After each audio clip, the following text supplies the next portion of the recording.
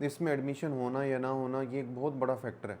Students इसको बहुत ज़्यादा इग्नोर करते हैं, इसको बहुत ज़्यादा लाइट लेते हैं। स्पेसिफिकली ऐसे लोगों के हत्थे चढ़ जाते हैं जो कहते हैं कि भाई हम बस आपको बाहर भिजवा देंगे, जैसी तैसी फील्ड में भी आपका एडमिशन हो जाए। और उससे नुकसान ये होता है कि आप जब अप्लाई करते हैं वीज़ा के लिए, तो वीज़ा ऑफिसर देखता है कि भाई इस बंदे की फील्ड है बिज़नेस, आगे इसने एडमिशन लिया हुआ है कंप्यूटर साइंस में। तो उसका नुकसान ये होता है बेसिकली कि वो कहता है कि आपकी इंटेंशंस जो है ना वो मुझे स्टडी की लग ही नहीं रही।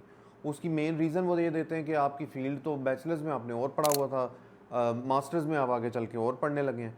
एक तो ये ऐसा आपने ध्यान में रखना है हमेशा कि आपका कोशिश पहले यही होनी चाहिए कि आपका आपकी रेलिवेंट फील्ड में जो है वो एडमिशन हो। सेकंड, इसमें हमारे पास रीज़न आ जाती है जी, मजिस्ट्रेट या एम्बेसी जो भी आपका केस डील कर रहा है, वो अगर आपको कोई ईमेल वगैरह करते हैं या कोई लेटर आता है आपको और वो आपसे कोई चीज़ मांगते हैं, फॉर एग्जांपल वो आपसे मांगते हैं कि जी आपका जो स्पॉन्सर हैं आपके, उनका सोर्स ऑफ इनकम क्या है, मंथली सोर्स ऑफ इनकम क्या है।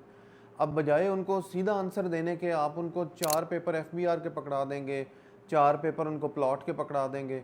उसकी वजह से क्या होगा कि एक्चुअल में तो वो वक्ती तौर पे तो डॉक्यूमेंट्स उनके पास पहुंच जाएंगे, लेकिन अल्टीमेटली नुकसान इससे आपको होगा कि एक्चुअल में जो इन्फॉर्मेशन मजिस्ट्रेट या आप कह लें कि वीज़ा ऑफिसर लेना चाह रहा था आपसे, वो इन्फॉर्मेशन आपने उसको प्रोवाइड ही नहीं की।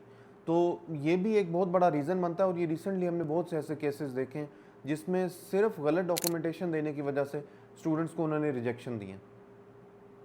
थर्ड जो इसमें रीज़न आता है वो है अननेसेसरी डिटेल्स देना, यानी जिस चीज़ की बताने की आपको ज़रूरत ही नहीं है वो आपने बिला वजह उनको आप बता दें।